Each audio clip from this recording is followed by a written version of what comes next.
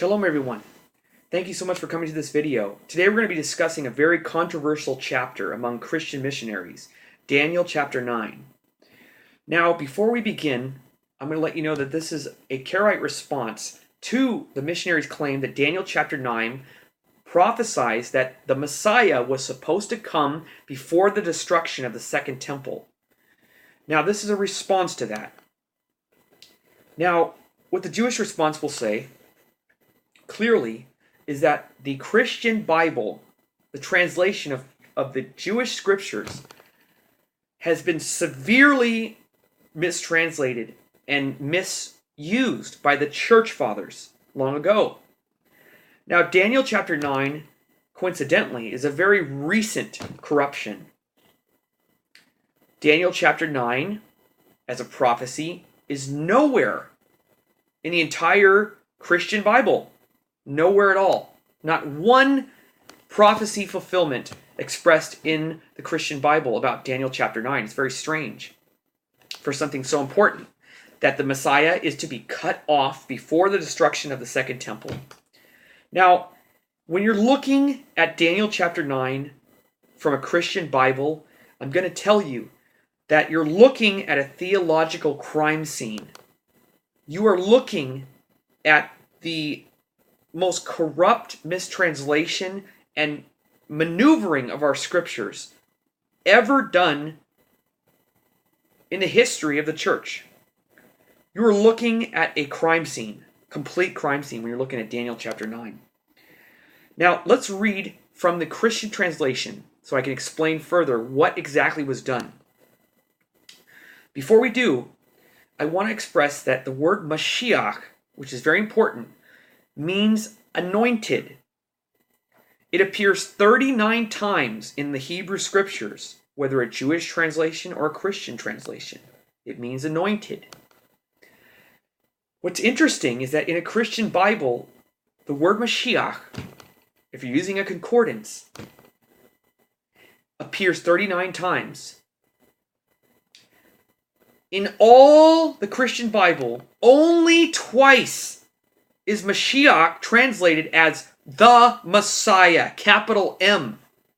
Everywhere else is translated properly as anointed. But only here in Daniel chapter 9, in this chapter, did they mistranslate it to say the Messiah, capital M. I wonder why. But that's not all. What I'm going to tell you is going to shock you. Not only was Mashiach mistranslated as the Messiah, capital M, but the time periods, if you look at a Jewish translation, which we're going to read in a little bit, it describes two separate times and two Mashiachs. But in the Christian Bible, it's speaking about one Mashiach, capital M, Messiah, and one time period. Let's read from the Christian translation. Daniel chapter 9, verses 25 through 26. Know therefore and understand that from the going forth of the commandment to restore and to rebuild Jerusalem unto the Messiah, the Prince, shall be 7 weeks and 62 weeks. The street shall be built again, and the wall even in troublesome times. And after the 62 weeks shall the Messiah be cut off, but not for himself. And the people of the prince that shall come shall destroy the city and the sanctuary, and the end thereof shall be with a flood. Now, if you're reading from a Jewish translation, this is how it would read.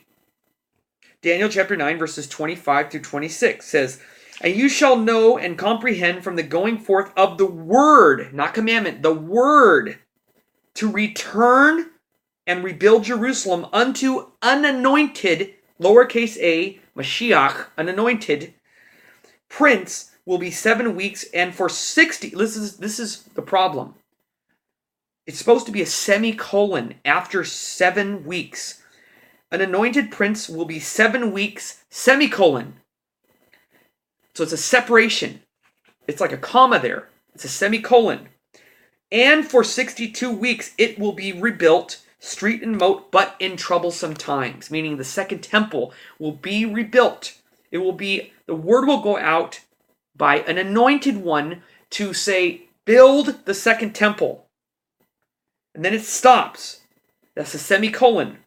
And for 62 weeks it will be rebuilt, street and moat, but in troublesome times. Meaning, during the time of the Second Temple, it will be a lot of trouble during that time for Israel, for the Jewish people. And that's exactly what happened at that time during the Second Temple with the Roman occupation in Israel, in Jerusalem.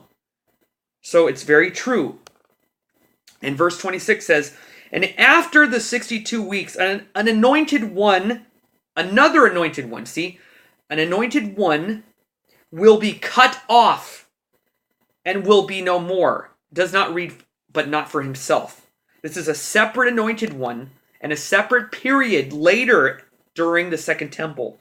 An anointed one will be cut off and will be no more.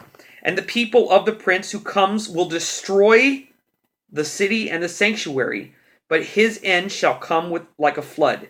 Until the end of war, desolation is decreed. What this is clearly describing is exactly what history shows. That the Second Temple was rebuilt. And if you look, it's very interesting that in the Christian Bible, unlike the Jewish scriptures, the Christian Bible does not have the book of Ezra right after Daniel. In a Jewish Bible, Ezra comes right after Daniel.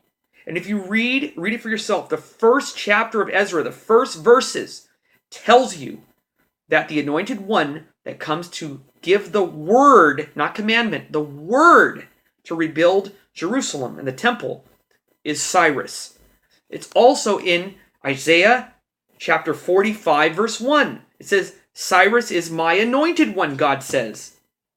It's very clear, and he is the one who declared to rebuild the temple and rebuild Jerusalem, to let the Israelites go back to Jerusalem.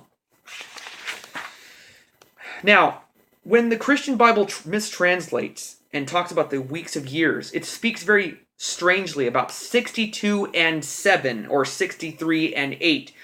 This terminology is not proper in counting years. If you look throughout Tanakh, it never speaks this way. Even in the ancient world and other cultures, nobody counts this way. For example, I'm going to read from Tanakh. In Genesis chapter 5, verse 27, it says, and all the days of Methuselah were 960 and 9 years, and he died. It never says 62 and 7. It says 960 and 9 years.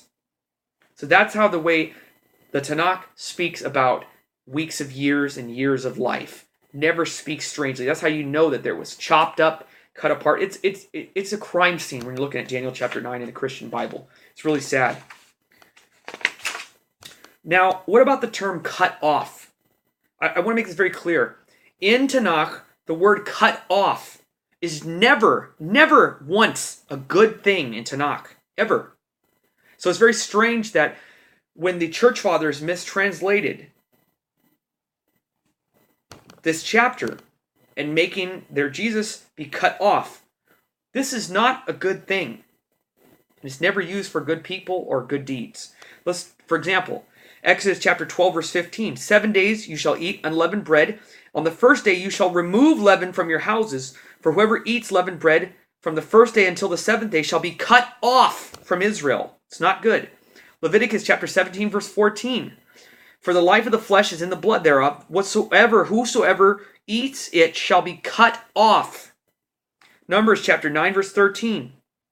But anyone who is clean and is not on a journey, and yet refrains from keeping the Passover, shall be cut off from his people. Hosea chapter 8, verse 4 says, they have set up kings, and not by me. They have made princes. I knew that not. Of their silver and their gold have they made them idols, that they may be cut off. It's never a good term. There are many other examples. I don't have the time to go into all of them. But if you look for yourself. It's never a good thing. Now the question that we have to ask, this is a very brief video, so it's not going to have every single detail, but I'm going to give you just the basics. Now, the most important thing that you have to ask yourself as a Christian or somebody who's bombarded by Christian missionaries is this question. What is going on in chapter 9 of Daniel? So it's very important. Missionaries always just parachute down on chapters or verses in the chapter. They ignore the context. So what I'm saying is, what is going on in chapter 9? What is the context? What is Daniel praying about? What is he asking God for? Another question, what is Daniel not asking about? Or what is he not praying for? Let's read from the first verse of Daniel chapter 9 in a Jewish translation. In the first year of Darius, son of Ahasuerus, by birth of Mede, who became king over the realm of the Chaldeans, in the first year of his reign, I, Daniel, perceived in the books the number of years that according to the word of Yehovah to the prophet Jeremiah must be fulfilled for this devastation of Jerusalem, namely 70 years. So he's telling you, it's telling you right here in Daniel chapter 9, that he's in Babylon. The Medes just took over Babylon. Babylon was destroyed, and Daniel is wondering why Israel is not going back to Jerusalem, or why they are not rebuilding the temple. Unless you understand what the first verses are speaking about, you'll never understand the rest of it. Gotta read the whole chapter. In verse 3, then I turned to Yehovah God to seek an answer by prayer and supplication with fasting and sackcloth and ashes. I prayed to Yehovah my God and made confession, saying, O Yehovah, great and awesome God, keeping the covenant and steadfast love to those who love you and keep your commandments and ordinances. We have sinned and done wrong, acted wickedly and rebelled, turning aside from the commandments and ordinances, your commandments and ordinances. We have not listened to your servants at the prophets, who spoke in your name to our kings, our princes, and our ancestors, and to all the people of the land. Righteousness is on your side, O Yehovah, but open shame at this day falls on us, the people of Judah, the inhabitants of Jerusalem, and all of Israel, those who are near and those who are far away, in all the lands which you have driven them, because of the treachery that they have committed against you. So, if you read the whole chapter of Daniel, the whole chapter, he is confessing the sins of Israel, and he's trying to understand the prophecies in Jeremiah chapter 25. Look it up for yourself. Jeremiah chapter 25, verse 11 to 12, that speaks about the 70 years. And it's also speaking about the same thing in Jeremiah chapter 29, verse 10. So what Daniel's problem was he conflated both Jeremiah chapter 25 and Jeremiah chapter 29 together. He conflated them. He misunderstood. He thought that right when Babylon was destroyed, that Israel will go straight to Jerusalem and rebuild the temple, but nothing was happening. And so Daniel was going, oh my God. The curses in the Torah have come upon us because of our disobedience. Oh my God. We have sinned so greatly against you that we're not going to go to Jerusalem. That's what's happening, is that we have sinned so greatly against God that the curses of Leviticus are upon us. And he's falling on his knees. He's just realizing that something is absolutely gone terribly wrong.